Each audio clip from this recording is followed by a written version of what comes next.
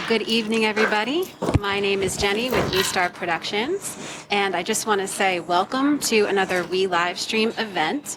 We are here at the wonderful House of Independence, very, very, very prominent local venue. We are so lucky to be here right now, and we feel honored to have this space to be coming to you live tonight. And thank you so much for E Street Shuffle right behind us. They just gave us 75 minutes of Bruce, and we all love that.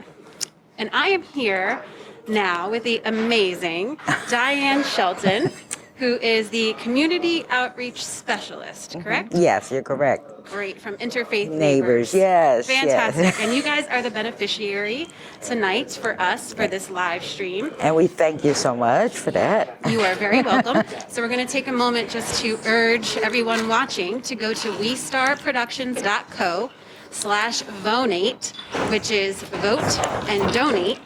And what you're going to do is you're going to vote for your favorite band from tonight's performance. At the same time, you're going to make a donation to Interfaith Neighbors.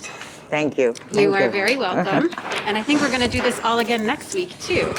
Yep, we have I know, Sackman Realty. Oh, okay. Owns the House of Independence, Yes. Interfaith Neighbors to do their, as a beneficiary, both weeks. Oh. So we have another live stream for you next week. And we're probably going to use some of this interview in between the sets. So thank you for coming. We really appreciate having you. Now, being local, I'm pretty familiar with Interfaith Neighbors, but there's a lot of people on the stream right now that probably don't exactly know what Interfaith Neighbors does or who you guys are. So could you tell us a little bit about your organization? Of course, I'd be glad to. Well, Interfaith Neighbors is going on like its 33rd year in the community. In 1988, a group of congregations were approached by the Department of Human Services and asked to help alleviate the homelessness in Monmouth County. That's how it started.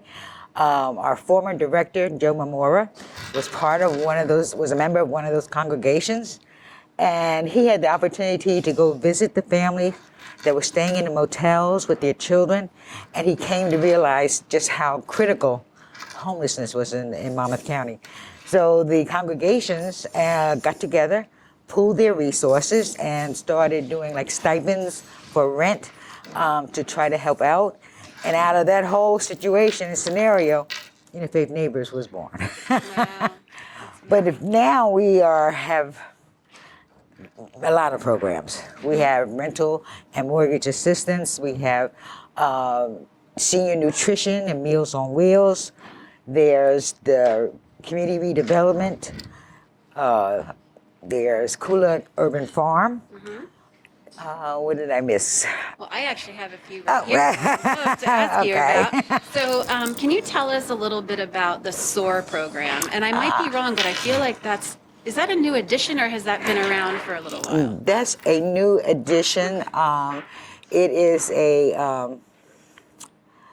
it's a program that deals with the development, personal and professional development of those who have graduated from high school or have received a high school diploma, to help them look at a career path. So far, I know that 11 had finished that particular cycle and have gone on. I think it was 8 had gone on. I may have my numbers wrong, went on to the first core of training, which is the career training, and I went to Allied Health. I think if I'm at 5 finished, or 7 finished, and some are still in the program. So what is that? So what's that cycle like? So say someone might know someone that could benefit from SOAR and that program. What exactly is that cycle? You kind of mentioned a couple stages there too. Yes. Well, I know they're just getting ready to start a new cycle. So they're interviewing, as we call them, colleagues. And the new cycle will start November 16th. Now you're November 16th, yes. And the person who can contact is Jillian Egger and Shamaj Van Zant. They're the ones who doing the interviewing of the colleagues. Awesome. So how do businesses in the community possibly get involved with the SOAR program? Well, especially once they finish and they're looking for careers. This is the thing to deter from just looking at any kind of jobs, but starting them on a career path. So once they have gotten their certification, we were looking for many of the businesses to hire them. That's great. And is it part-time, full-time, or Well, we're hoping full-time. It Full-time? depends on the on business, the yes. Awesome. So how many colleagues do you usually take in every cycle? Oh, well, like I just said, the first cycle had 11 graduates. But once they finish the in-house, the personal training and professional training, they go on for their certification program. So the last certification program was in allied health. So, like I said, the next one, I think that runs 6 weeks, 6 to 8 weeks, Okay. that they'll be in-house learning, resume writing, proper dress, all those personal things, and then they would go on and complete the next certification training. That's fantastic. That's an amazing program. So there was one here that caught my eye because I'm myself an entrepreneur, several different businesses, one right here in downtown Asbury. Okay. So we love it here, by the way. Who wouldn't? Yes. Yeah. So there's one that the BDC Home program, and I believe that's really, you're encouraging startups and entrepreneurs almost through like an incubator type of program, Yes, right? that's the BDC, the Business Development Center. We're looking at right now remarketing that whole program. Okay. But the purpose was initially because of the lack of businesses that was on the east side of the west side of Asbury Park, trying to get entrepreneurs or individuals be interested in becoming entrepreneurs. And so they help with their plan, they guide them through all that. And we also have incubators, like you said, especially that helps out for the new business owner they won't have to pay the overhead, right? So it's set up, they have their own little office and use of all the copiers and all that. They All the have a phone. equipment and internet. And that saves them when they're first getting started. Awesome. Because overhead can be can be tremendous. Oh, I know. You're preaching to the choir there. So where is that office then located? That's in the Springwood Center, which is Okay. 1201 Springwood Avenue. Awesome. Okay, fantastic. Now, as a business owner, that's something that appeals to me. That particular program. So, if for our fellow business owners out there, how would a business become involved in it? Is it mentorship? Is it through a donation? Is it really helping our fellow entrepreneurs help out with their plan, advice, that type of thing? Yes, we mentored several in the very first year. Mentored several businesses in Asbury Park, and they have gone on to be successful. Some of them I can't recall exactly the names, but I know that she has the bakery. Now I can't remember her name. Kimmy, thank you. Kimmy Yes. Mossy from Confessions of a Rockstar. We love her. She's just 2 doors down. Now you're making me Yes. want her famous chocolate chip cookies. Yeah, she does a great job. So she's just one of the ones that they helped out the very first year. So they have others that they have mentored along the way. Oh, that's fantastic. Yeah, that's amazing. I know program. another young lady, she started from the very beginning. She was interested in business. Now she has a truck and she does mobile coffee and she's at a lot of the sites. So That's awesome. Yeah. Okay, very cool. I like that. So when you said that you're starting to remarket that program, why did you feel the need that you have? Is it being rebranded or just kind of a bigger push? rebranded. Things change along the way and you have to stay current. So they're going to rebrand it and come out spectacular. I'm sure it will. We will look forward to that then. So let's talk a little bit about the Kula Farm and Kula Cafe, which many of us locals know and have been to numerous times. Yes. I love everything they do there. So can you just tell our viewers a little bit about the cafe and the farm and its tie-in with Interfaith? Okay. Well, first, unfortunately, since the pandemic, Kula Cafe has not been open. Oh, that's true. And we're looking at now how the whole new scheme of things, how it's going to affect the Cooler Cafe, so that's still closed. But in the meantime, Cooler Urban Farms, which everything is hydroponic inside, they have continued. They have been there all through the pandemic, staff going and making sure about the vegetation. As you may know, we provide at least 11 restaurants that I last knew about with the greens and edible flowers and stuff that comes from the farm. And those restaurants are primarily in Asbury Park, Oh, right? yes, All of them? yes, Okay. yes. Yeah, I follow, for those of you who don't follow Kula Urban Farm on social media, Instagram, Facebook, you should definitely give them a follow. I think that they do amazing things, and they actually have an online store now, right? Yes, so yes. you can, I think the link is on the Interfaith website, but it's also, of course, accessible through their social channels. So that's pretty new too, isn't it? That is, people look at the pandemic and say, oh, such terrible thing, but some things, positive things do come out. We learn how to readjust and be able to assist people, and that's what they did by opening up their online store. Nice. So I have a little saying, during the pandemic that a lot of nonprofits, companies, individuals, families, we all have to pivot, and we find ourselves pivoting every single day. And with pivoting comes what I call pivot problems.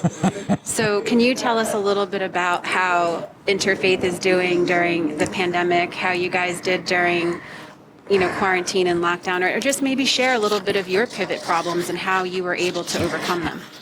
Okay, well, since mid-March, Interfaith had to refocus, and their focus and their efforts was on two of our core programs.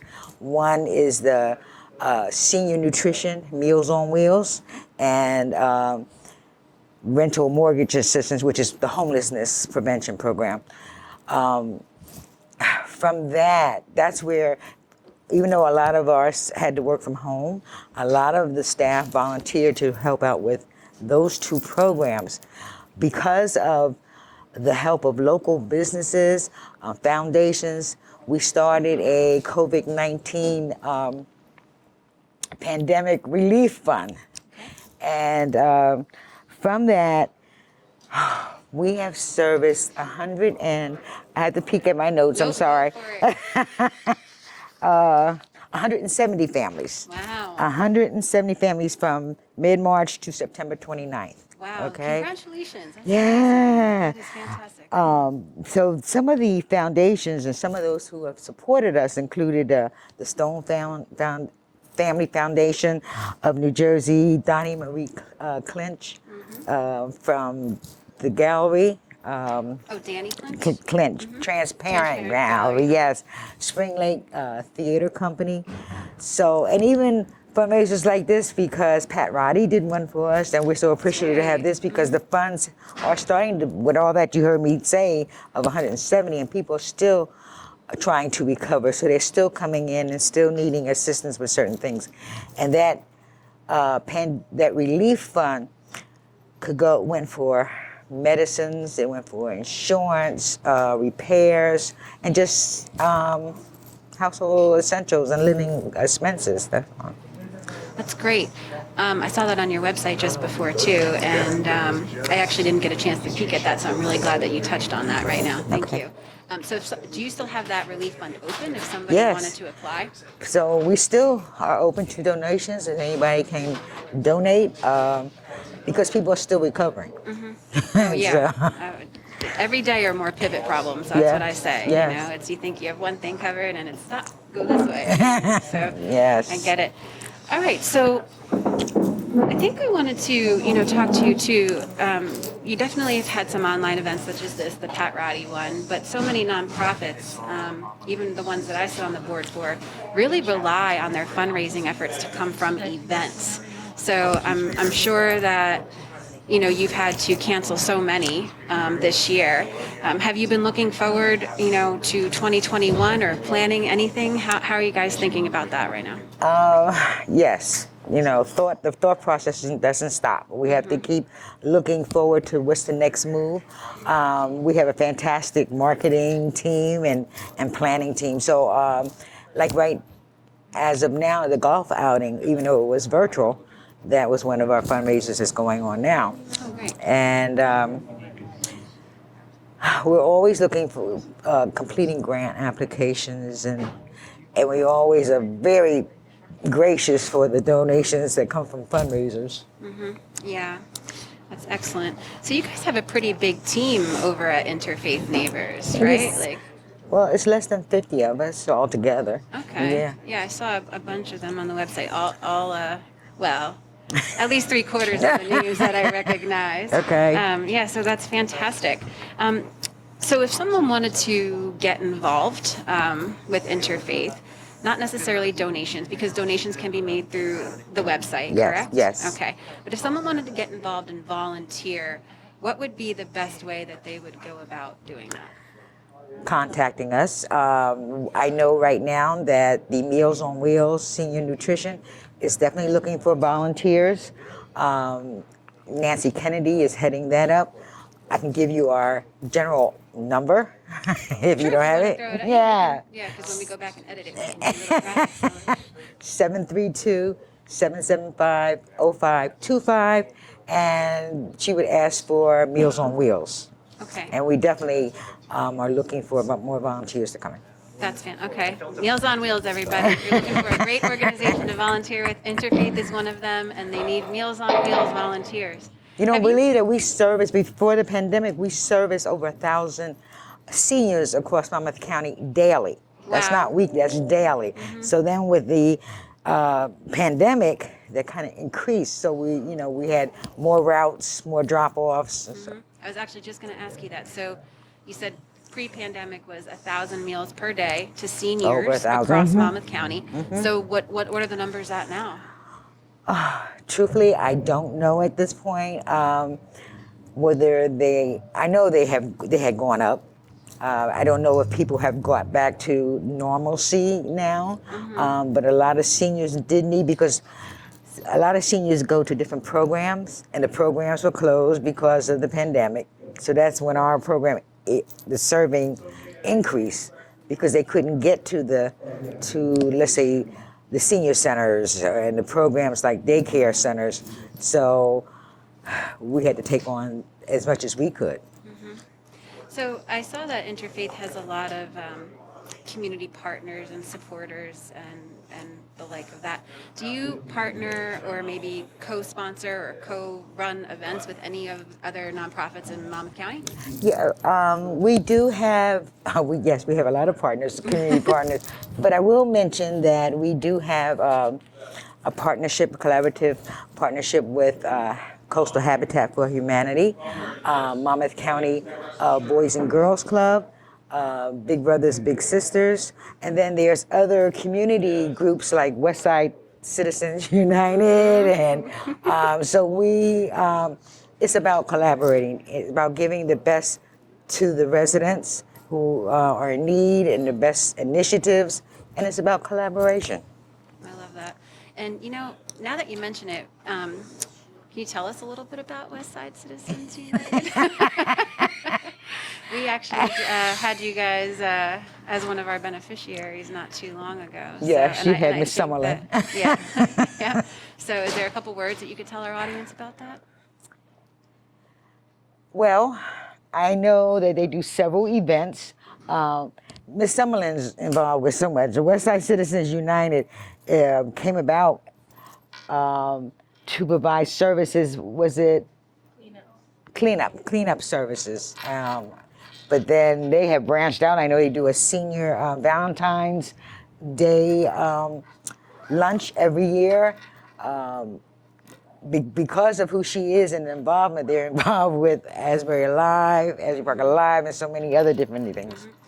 We're all such just one big community. Even just here, one right? big- yes. It's that vibe and that pulse that always beats in Asbury. Even when Yes. Asbury was down and out, I always said you could feel that pulse, that heartbeat underneath the street. So it's a nice sense of community and family. Yes, it is. So can you maybe share with us as we get ready for the next band to come on, just an inspiring story, maybe of someone who went through a program at Interfaith Neighbors, or something that just really moved you that you could share with our audience? Well, listen, I'm gonna be very transparent. The best person to talk about is myself, Okay. because I remember there's, sometimes the paths on our lives take us a certain place, and I needed rental and mortgage assistance.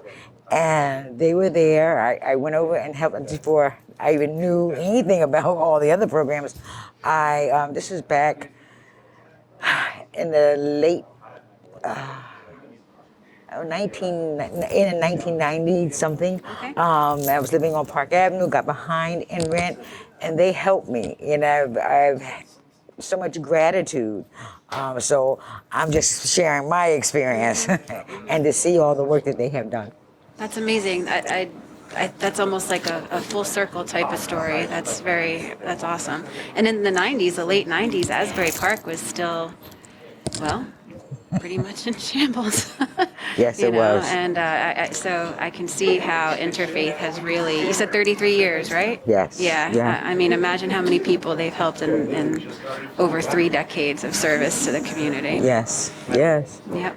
Well, A wonderful organization to work for. I'm just so blessed to be there with them. Oh, that's awesome. Yeah. Well, we are lucky to have you guys. Thank you so much for everything that you have done and will do and are doing for our community in Asbury Park and Monmouth County. We appreciate you. Thank you. And we hope that tonight is amazing and next week as well. Yes. So, and we'll let you know how everything goes. Thank And you so much. You're welcome. And thank you for your time, Diane. Thank you It's been very a pleasure. much. It's been a pleasure. Okay.